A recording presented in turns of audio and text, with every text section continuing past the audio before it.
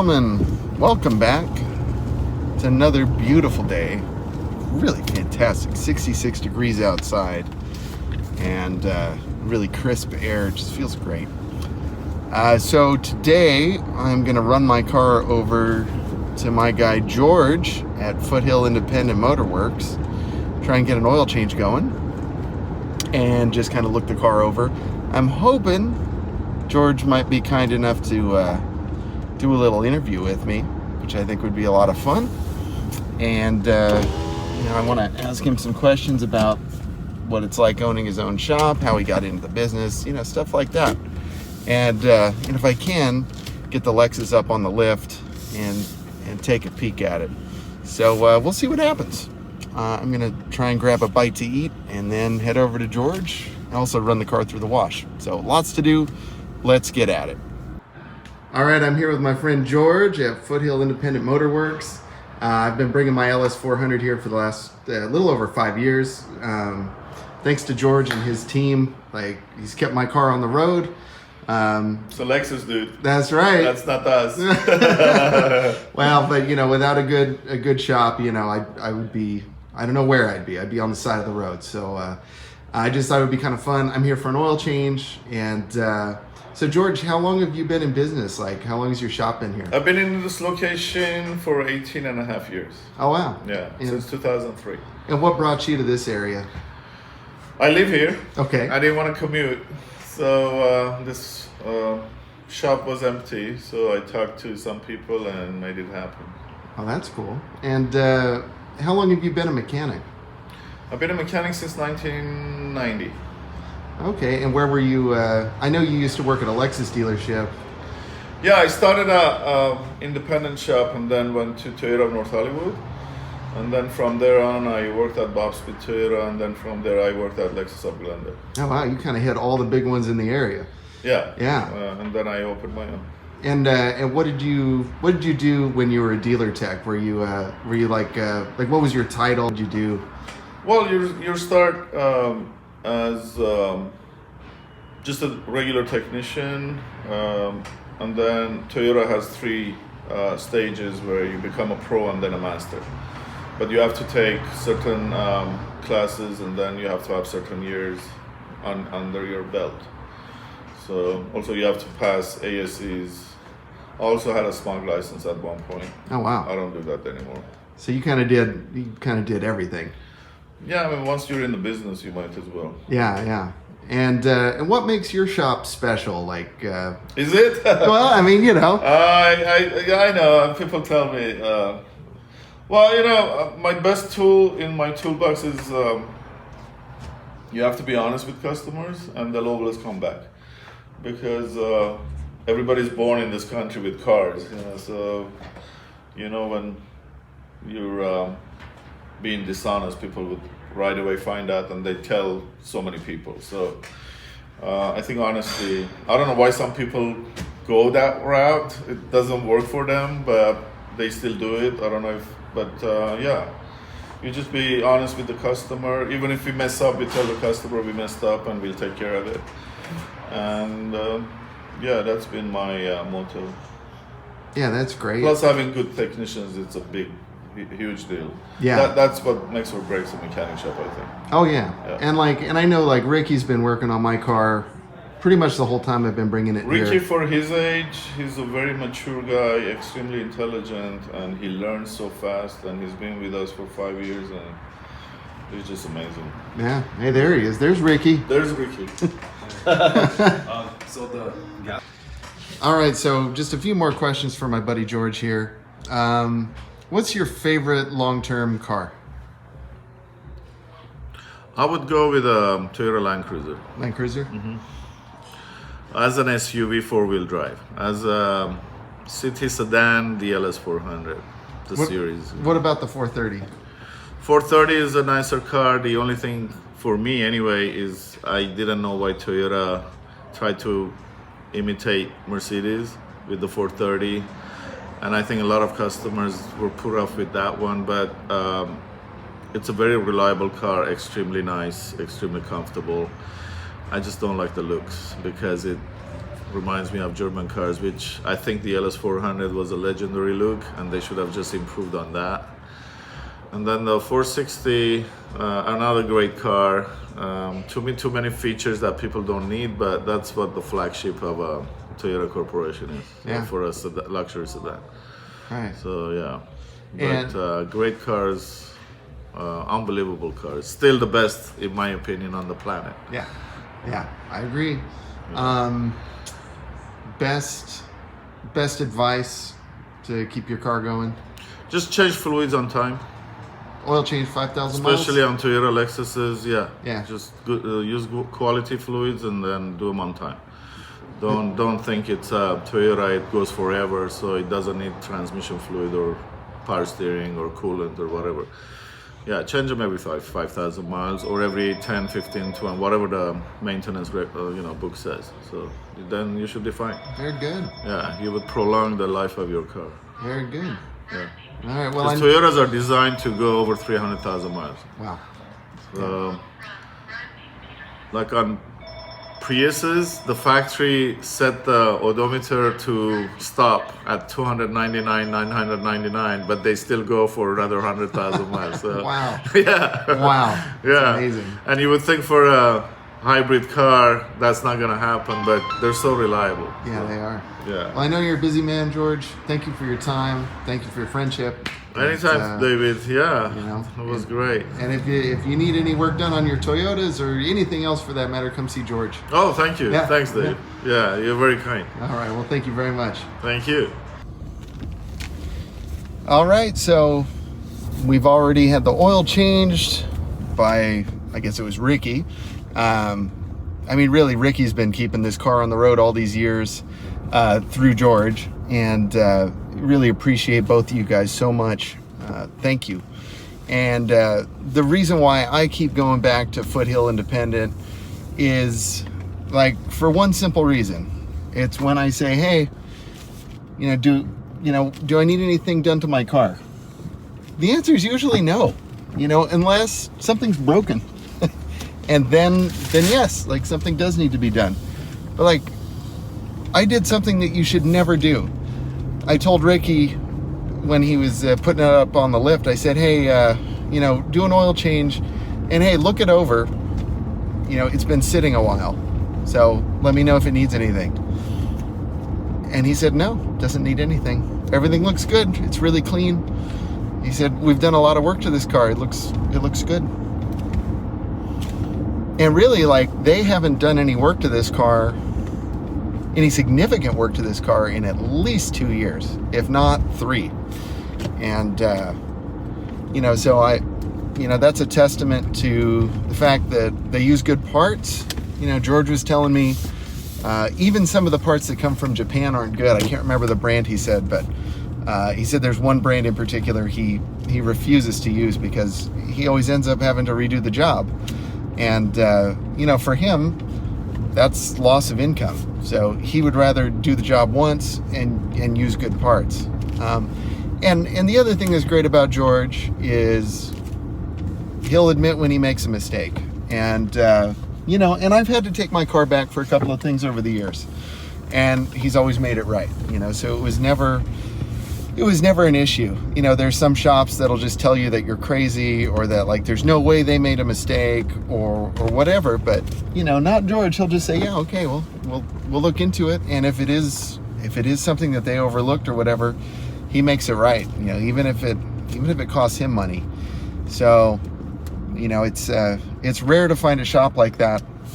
His prices are, I find them to be very fair. But he's not a cheap shop, and he'll be the first to tell you that. So if you're looking for a cheap shop, go somewhere else. He said, because we use good parts here, and we try to do the job right, and he has good technicians, that he pays well. So, I think all of that makes his shop really fantastic. And that's why I've trusted my car going there all these years. So, in any case, thank you, George. Thank you, Ricky. It was great to have you on the channel, and I hope we can do some more things in the future together. And I will check back later. We're going to put some miles on the car today. Let's see what happens. Hey, welcome back. Here we are. It's dark now, so it's been a great day. We got the oil change this morning. Took a little drive down to Riverside. Now I'm gonna head back to my area. It's looking like, I mean, everything's running great. It's funny, like with some cars, you get the oil changed and you can really feel it. And with this car, it kind of just feels great, and it felt great before. So that's cool. And just glad to have fresh oil in it. Mobil 1, probably overkill, but it's good stuff. So you guessed it, it's fill up day, since it's only been 2-3 days. So it's time for more gas. 289 miles since refuel. I'm sitting just above a quarter tank, and yeah, I'm gonna need a bit of gas to get home. I mean, I'll get home, it'll be fine, but I'm gonna fill up in my area. 5 hours, 6 minutes of driving, averaging 57 miles an hour, range approximately 119 miles. Can I talk about the tank average? Oh yeah, 23.1 miles per gallon. Not bad. Not great, not bad. Turn left onto Mulberry Street. All right. Wow, that's really noisy.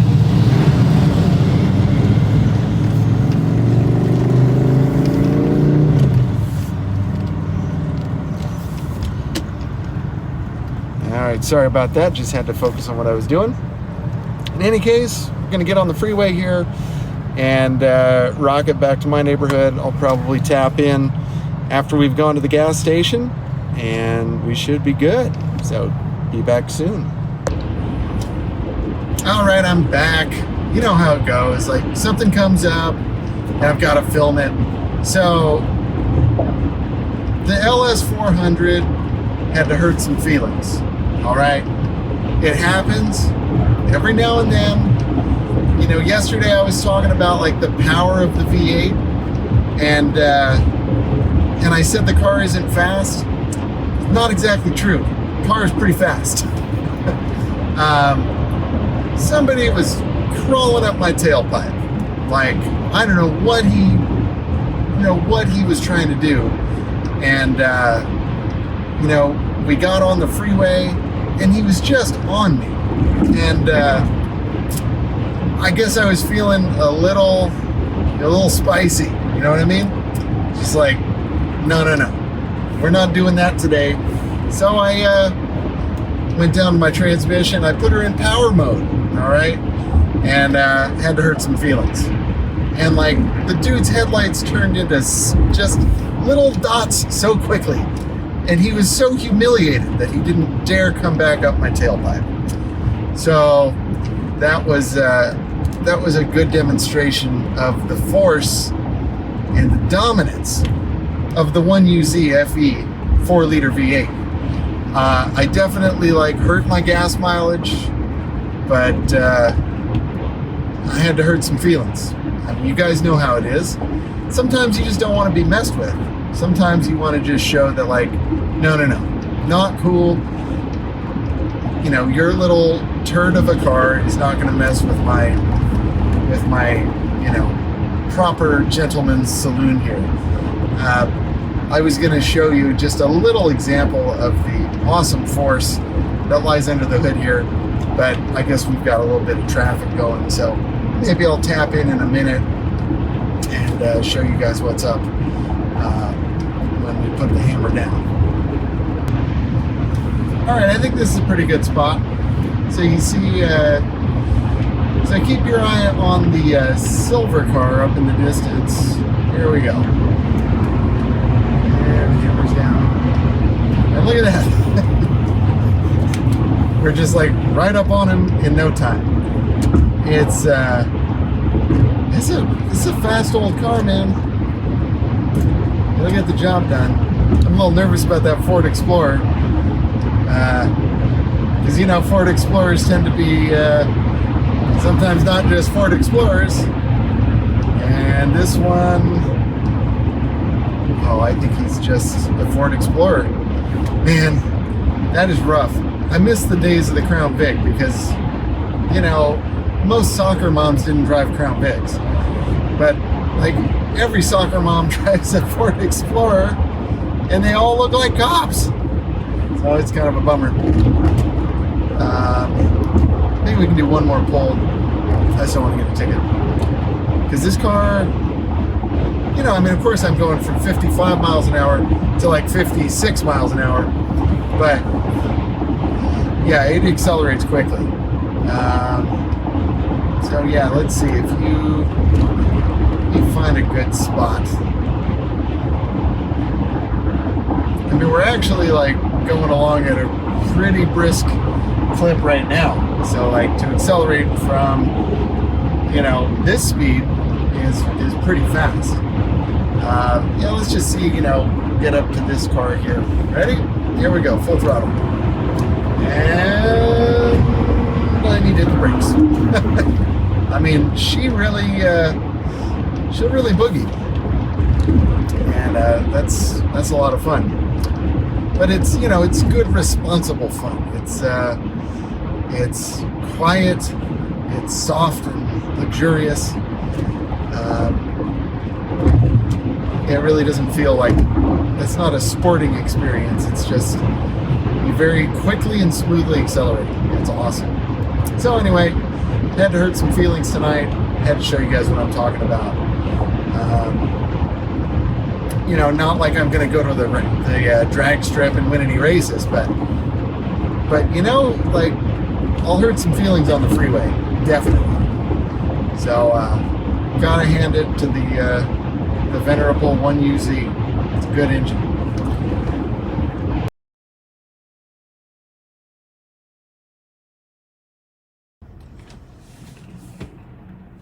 Well, we're back. I feel like I should change the name of this channel to like Driven Dave Buys Gas again. And again, and again, and again. Yeah. So another tank, another. I don't even know how much money that was just now. I'll flash a picture of it. You'll see. I think it was like $70 or something. There's another like 16 gallons, which, you know, like I'm not complaining about the car. The car's doing really wonderful, but it's just, man, that's a lot of gas. But yeah, another 345 miles down.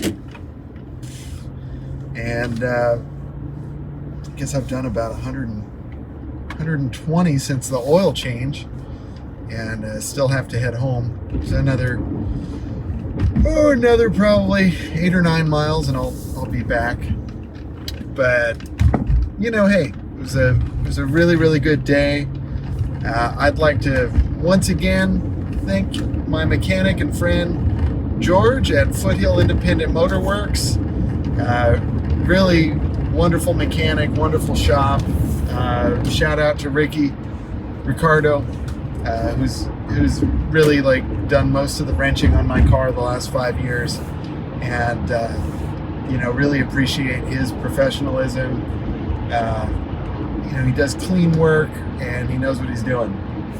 So that's great. And you know, it's also nice to make friends with the people you do business with, and you know, and George has certainly been a good friend to me, and taking care of my car and family members' cars, and you know, he's just a great guy. So that's nice. And to make it clear, this was not sponsored content today. You know, I paid full price for my oil change. I just wanted to share, you know, a little bit of my experience with George, and with his shop. And you know, of course, he is a Toyota specialist, but he has worked on my Corvette and done a great job. He had a Chevy truck in there today, so I think whatever you drive, he can probably wrench on it. You know, they know a little more, I think, probably about the Toyotas, but the car is a car. So that was great, and yeah, the car's been just delightful today. So really, not much to report. Tomorrow What's tomorrow? Yeah, tomorrow we'll have another drive. How about that? And it's really fun taking you guys on my drives. Big thank you to those of you who have left comments, like, thumbs up, all of that good stuff. That's much appreciated. And I will be filming some more stuff. Please check out my videos on like the headlight restoration that I did. I also did one on my new smartphone now, which you can kind of see in the frame here right there. And I did another video too. Oh yeah, the cabin air filter. And big thank you for the comment on how the airflow should be down. I actually checked with Ricardo at the shop today. He said, no, it's actually up on this car. So, you know, hey, but he said, even if you get it backwards, it's still going to be okay because the filter is going to work one way or the other. So you're not going to damage your car. You just want to figure out where the blower motor is, where the air is going, and put the arrow facing that direction. Which, you know, I think there's probably a pretty easy way to do that, which didn't even occur to me. You could probably just take the filter out, you know, turn the ignition on to accessory, turn on the fan, and then put your hand in there and see which way the air is blowing. That'll tell you. I never thought to even try that, but it seems to me that would be the most logical thing. But anyway, thank you for the comment, sir. If you're watching, I don't know, but just wanted you to know that I did look into that because I don't want to spread wrong information. Even though this channel is just for entertainment purposes, you know, I do hope that a couple of the things I do can maybe help some of you out and save you a couple bucks here and there. You know, for the cabin air filter, for the engine air filter, you know, sometimes I do it myself, sometimes I'll have my shop do it. Today I needed an engine air filter, so I went ahead and went with that. You know, with George. But, you know, if it was just me on my own, I might, you know, I might just order it, you know. And oftentimes I'll do that just to save a few bucks. But me and George were talking about this. Like, if you're going to use, like, Lexus filters or a Toyota OEM filters, they're really expensive. I mean, I think I have an OEM Toyota filter in this car right now. It was like $30. You know, off of eBay.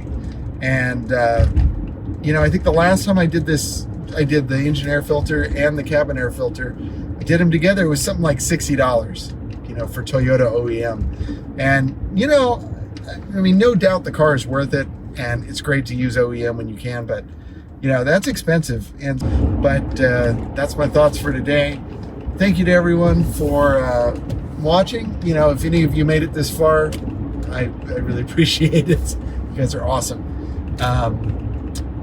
Again, thumbs up, like, share, subscribe, do all that good stuff. And I will see you in the next one. Bye-bye.